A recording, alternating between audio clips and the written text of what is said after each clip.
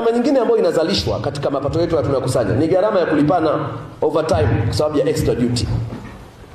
Tunakuwa na muda wa serikali, tunaingia saa 1:30 ofisini mpaka saa 9:30. Ndio muda wa nini jamani? Serikali. Tukipeana majukumu zaidi ya pale tunasema ni extra nini? Extra duty. Sasa tukizidisha extra duty zile, hizi ni haki za watu, tumeongezea muda. Tukishaongezea muda automatically lazima tuwalipe. Sasa tukaongeza, tutalipa na kulipa. Huu mzigo unazidi kuwa mkubwa kwa halmashauri. Ndio maana naelekeza vikao vyote na shughuli zote za serikali zifanyike kwa muda wa serikali. Tuingie kazini saa 1:30 kwa muda wa serikali na tumalize saa 9:30 kwa muda wa serikali. Ili kila tunayemwagiza kufanya kazi afanye kazi ndani ya muda wa serikali. Tusiwajibike kumlipa extra duty nje ya muda ule. Kwa sababu kufanya vile kutasababisha ule mzigo mkubwa wa malipo uendelee kufanyika na mtaziumiza halmashauri zenu kwa njia hii. Jambo lingine ambalo nataka kuzungumza na nyinyi kwenye eneo hilo la matumizi ni habari ya ziara za mafunzo. Ziara za mafunzo kwa mkoa wa Iringa sasa kuna mabadiliko. Katika hali ya kuendelea kusimamia matumizi ya fedha za umma kwa maslahi mapana ya huduma kwa wananchi na kupunguza mzigo wa gharama za uendeshaji wa halmashauri. Katika eneo hili la ziara za mafunzo kutakuwa na mabadiliko kwa mkoa wetu kwa sasa, mpaka pale tutakapoelekeza vinginevyo. Kwa sasa kama halmashauri mnahitaji kwenda kujifunza sehemu, badala ya kubeba halmashauri nzima na wataalamu na madiwani kuwapeleka huko, mtawagharamia hao mnaotaka wawafundishe muwalete hapa. Kwa badala ya kupeleka watu 60 Njombe kujifunza, tutawagharamia wataalamu 2 wa Njombe kuja kufundisha Mafinga.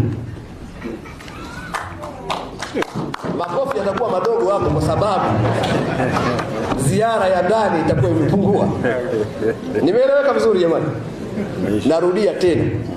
Katika eneo hili la ziara za mafunzo, katika hali ya kuendelea kuongeza nidhamu ya matumizi yetu ya fedha, kubana matumizi, kupeleka nguvu nyingi zaidi katika eneo la huduma na kurahisisha shughuli za uendeshaji bila kutumia gharama kubwa, ziara zetu za mafunzo zitajikita kwenye eneo hilo tu. Pale ambapo tunahitaji kujifunza jambo kutoka jiji la Dar es Salaam, tutawagharamia wataalamu wa jiji la Dar es Salaam kuja kwenye halmashauri yetu ya Mafinga. Watatufundisha hapo, watatuwezesha hapo.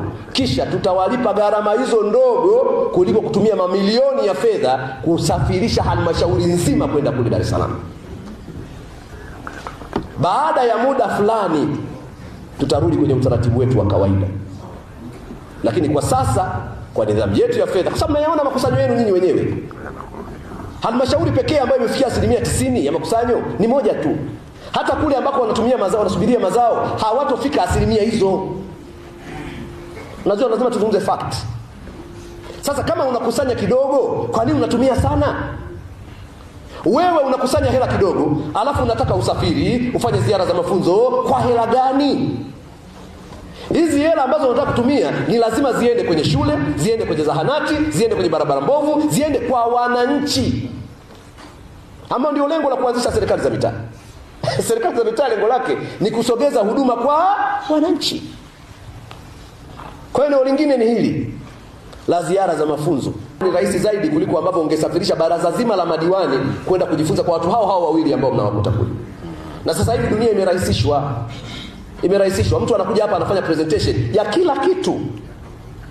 Akishika kwa mfano tunazungumzia habari ya muonekano wa jengo. Jengo litakuwa anakuonesha tu pale. Jengo litakuwa hivi, miundombinu iko hivi, kila kitu kwa hivi, mfumo uko hivi. Kila kitu kimerahisishwa sasa hivi. Tungekuwa na mfumo mzuri wa tehama, hata baadhi ya vikao ambazo tunawaita hapa tusingekuwa tunafanya. Tungekuwa tunaendesha vikao vyetu kupitia nini? Kule kwenye halmashauri jamani, mkuu wa mkoa ataongea na wataalamu leo saa 7. Basi mnaingia kwenye mfumo, mnakaa sebleni kama ambavyo sisi tunawasiliana na waziri wa TAMISEMI sasa hivi. Waziri wa TAMISEMI, waziri mkuu, inapigwa video conference hapa, maelekezo yanatoka nchi nzima. Sasa nadhani maafisa tehama wa halmashauri, moja ya kazi ambayo mnalikuwa kuifanya ni kuendelea kuimarisha mifumo yetu ya tehama ili ifikie kiwango hicho ambacho tuna uwezo wa kuzungumza na wataalamu wakiwa moja kwa moja site badala ya kusafirisha wajumbe kuja wapi? Kuja mkoani. And that's the way forward of the country. Ndio mwelekeo wa nchi sasa. Nadhani lazima tunamwona Mheshimiwa Rais juzi alikuwa anatunukiwa shahada. Yuko zake Tanzania, shahada inatunukiwa wapi? Nigeria. Ndiko tunakokwenda. Yaani lazima tulazimishe akili kubadilika. Teknolojia inakuja kwa lengo la kupunguza gharama za uendeshaji wa shughuli za serikali. Teknolojia inakuja kuturahisishia hizi fedha ambazo tunazifanya kwa ajili ya shughuli za uendeshaji, sasa zinatumika kwa ajili ya huduma za wananchi wetu. Kwa nadhani wenye vitu wangu wa halmashauri kwenye eneo hilo pia mkaliangalie vizuri.